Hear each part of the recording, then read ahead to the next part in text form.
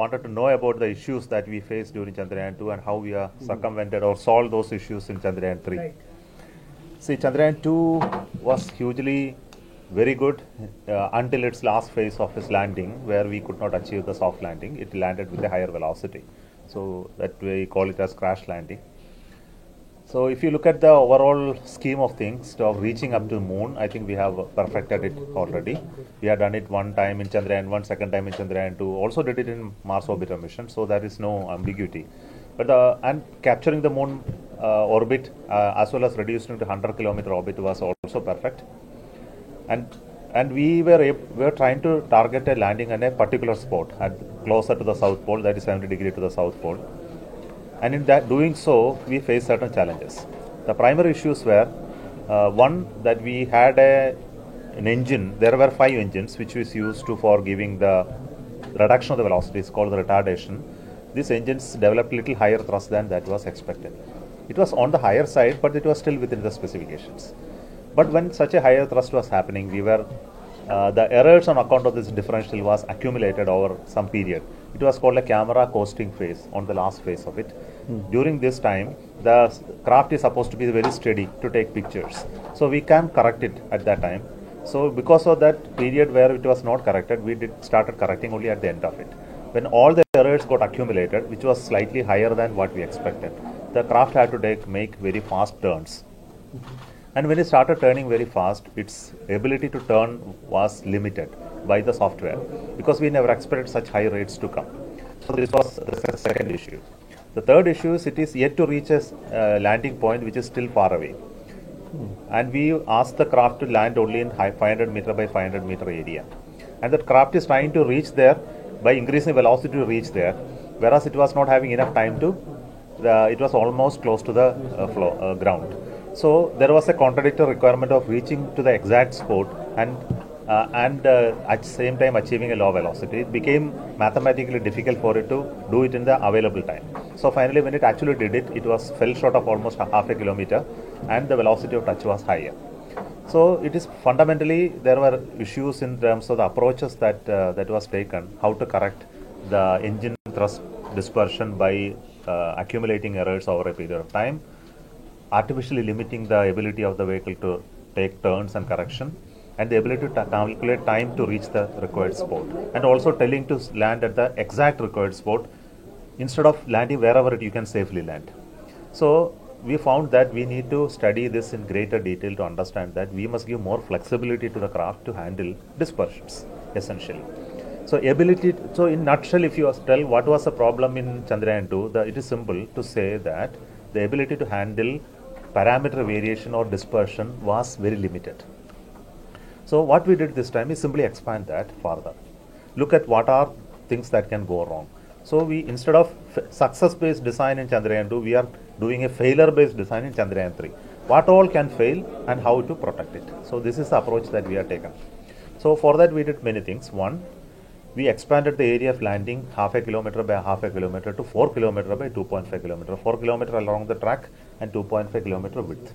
Anywhere it can land. So it doesn't limit you to target a specific point. It will target a specific point only in nominal conditions. 4 by 2.5. 4 kilometer by 2.5 kilometer. Suppose the performance is poor, it can land anywhere within that area.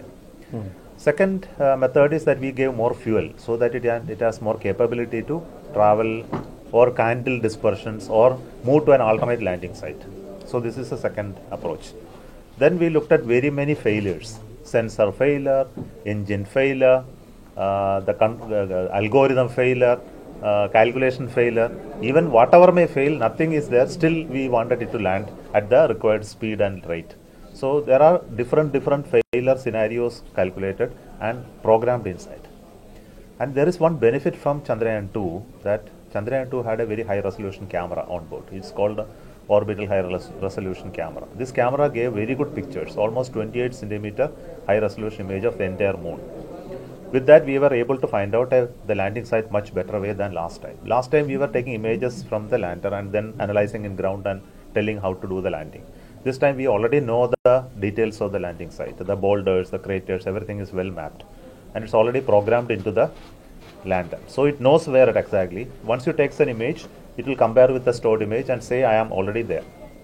So it can exactly know the coordinates where to land. Only thing it has to see final corrections, any that is called any boulders or crater which are bigger than 30 centimeter it will look for and then land safely.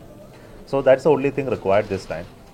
And we added other failure modes. There are plenty of failure modes in this. It's not just soft landing. After landing, if it doesn't generate power, there is a danger. It will not work. So it has to face sun. So if it doesn't face sun, what will happen? We asked this question. So we created additional solar panels on other surfaces.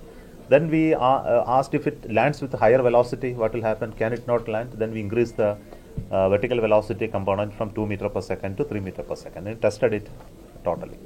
Then we wanted to find out what all electronics interference with the propulsion. So we tested the craft with the full integrated thing in different scenarios and found certain issues also there and corrected all of them. Like electronics and the propulsion will have created vibration, sensitive things like that. So all these are settled. Then we did elaborate testing using helicopter flying over terrains. We had cranes which will test the landing processes.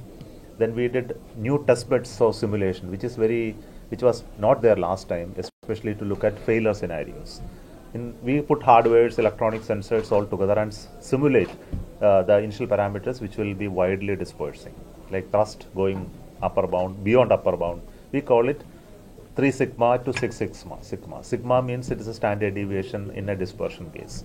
So generally we say that generally things go up to 3 sigma, but dispersion will go on up to 6 sigma, almost double of that in terms of standard deviation. Still see the landing happens perfectly. Then we created scenarios of some items not working, something not there, etc., etc. Still it should land somehow. So this is approach we have taken this time. But payload-wise, C2 and C3 are more or less same. Okay, payload It is scientific not. objectives. It is not the same. The last time we had an orbiter which had the payloads. This time the orbiter doesn't have any of those payloads because it is already up there. We added only an additional different payload this time in the orbiter, whereas lander and rover has the same payloads. This time you No, have cut down the scientific cost of the objective remains mission same. as well. Scientific objectives remain same for C2. Of course, the scientific objective of the orbiter was already met. So what was not met was the scientific objective of the lander and the rover. That will be this time.